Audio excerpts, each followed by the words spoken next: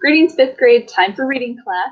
Please take out your anthology and your worksheet that says New Moon up at the top corner.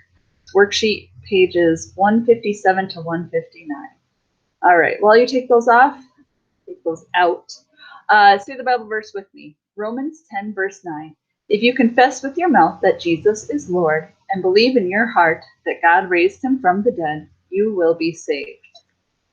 All right, right now you need to turn in your anthology book to page 422 and read the story New Moon. This is told in graphic novel form, which looks a lot like a comic book, so please pay attention to the words as well as the pictures. Page 422, New Moon. Read it, pause it now. All right, now you need to take out your worksheet. It looks like this, page 157. It should be in your folder, New Moon. All right. Here it says, New Moon. On July 20th, 2069, a team of 4 students and their professor leave Earth, heading for the moon to study its composition.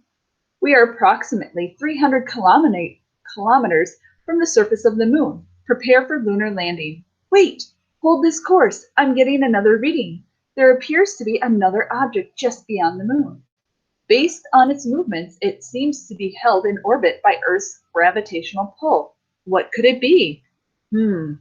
If we know the distance between the object, the moon, and our ship, we could be able to calculate the object's diameter and mass. Then we can run this data through the supercomputer and compare it against information about all known objects in our solar system. All right, read paragraph 1. Circle the phrase that tells when this story takes place, who is traveling, and where they are going.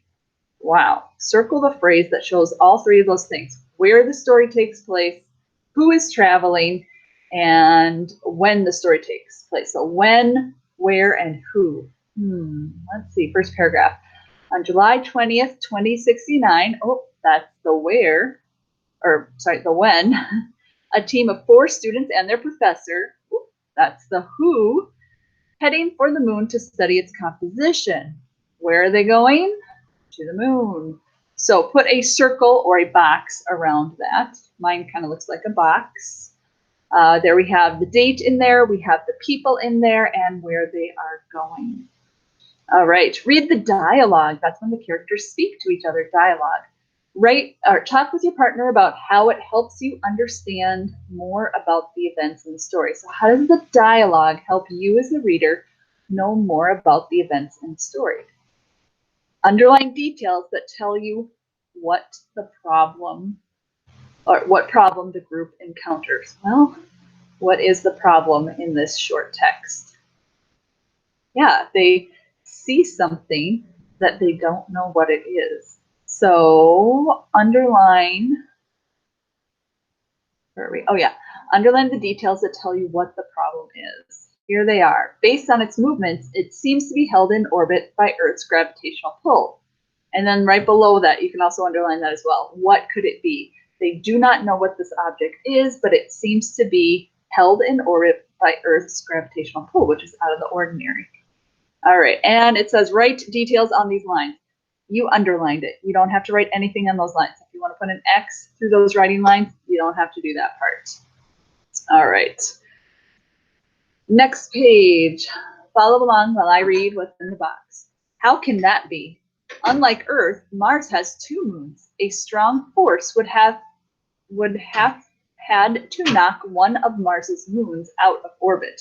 Another object might have collided with it. Like an asteroid? Precisely. Look, we are approaching the moon from Mars. Beep, beep. I'm getting emergency messages from Earth.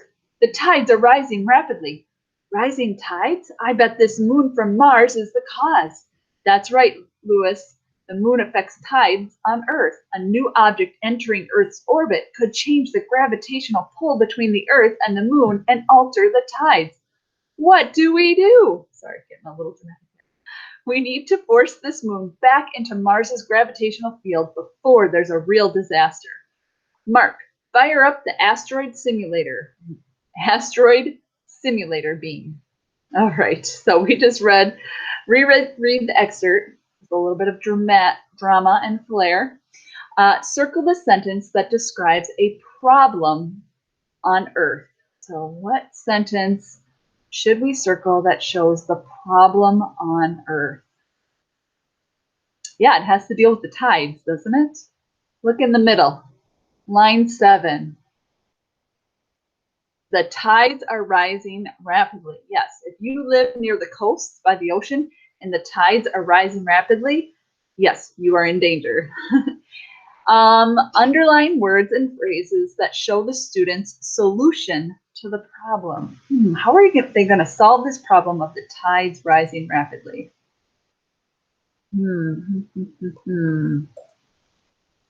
We need to force this moon back into Mars's gravitational field before there's a real disaster. So they need to force the moon back where it came from to Mars's gravitational field and out of Earth's before those tides really rise. With a partner, talk about the problem that the students encounter while in space. How does what the character says help you understand how the characters deal with the problem? Well, they say things like, that's right. And they explain, what should we do? So they're talking back and forth. They're complimenting each other and they're problem solving together. Make a mark in the margin beside text evidence that supports your answer. Okay, how does what the character says help you understand how the characters deal with the problem? Well, what's the solution to their problem? And how do you know?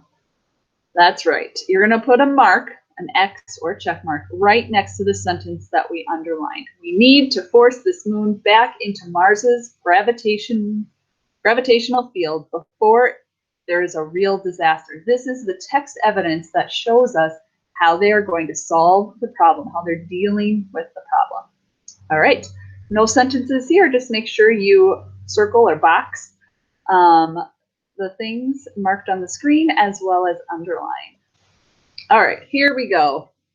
Oh, my screens are out of order. Oh, well, I will read this to you. All right, up at the top of the worksheet, it says, how does the author help you understand his purpose for writing the story? So why would an author write a story like this? It's a science fiction story about a new moon in Earth's orbit and affecting the tides on Earth. Why would the author write this? Reread the excerpt that we just did. Cite text evidence. What words and phrases help you know why the author wrote this story? Write them here and tell the author's purpose. All right, so the first one, text evidence. A blank is knocked loose. Came from Mars. What was that? What was knocked loose? And came... A moon is knocked loose from Mars. Next one down, a blank pushes it back in place.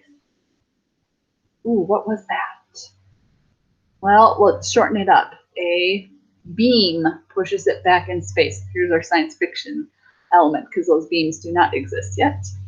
Next one down, the blank increases the blank on Earth. Ooh, what happened on Earth? What's the problem?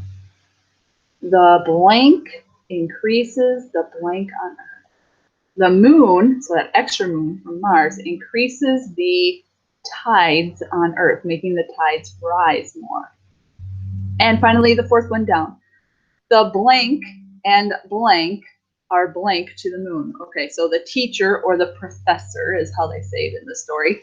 The teacher or professor and the students are blank to the moon. Where are they? They're traveling. Yes, they're traveling or going to the moon. Okay, so we have a story where there's a moon knocked loose and a beam pushes it back in place and the moon increases the Earth's tides and the teacher and the students are traveling to the moon. What's the author's purpose? Why write something like this? The author wants to entertain the reader with science fiction. This is one of the literary genres. The author wants to entertain the reader with science fiction. But the author's not done. That's not their only purpose in writing this. See the comma after fiction? That's right. We've got a list. The author actually has 3 purposes. One is to entertain us with a science fiction story. Next one. Teach the reader about the blank of a moon creating blank. Ooh. Well, teach the reader about the gravity of a moon creating tides. And that is real. The moon, our moon, does influence the tides of the oceans on Earth. So the writer also wanted to teach the reader, that's us, about how the gravity of a moon creates tides.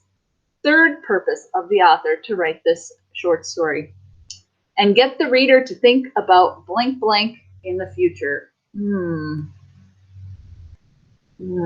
Some type of travel. The second one is travel. Get the reader to think about space travel in the future. So, 3 purposes: to entertain us with science fiction, teach us, the reader, about gravity of the gravity of the moon creating tides, and get the reader thinking about space travel in the future, because this takes place in 2069. Down at the bottom, you have the sentence starter. The author's purpose for writing this story is... Now, you definitely want to take information from the author's purpose box in your graphic organizer. Try and get all 3 of those into your sentence and write neatly, because you don't have to type this into a Google form today. Just write it at the bottom of the worksheet page. 1 sentence will do. It's probably going to be a long sentence with some comma usage there. And then all you have to do is submit a picture of this assignment today, because there was not a lot of writing. It's a lot of filling in the blanks, circling or boxing and underlining things. In summary, fill in the blanks on the worksheet. Hopefully you did that along with the video, and submit pictures of all 3 worksheet pages. No Google form today. That is all. All right, I hope you enjoyed the science fiction story. It was kind of a fun way to learn about how the moon affects ocean tides. All right, bye.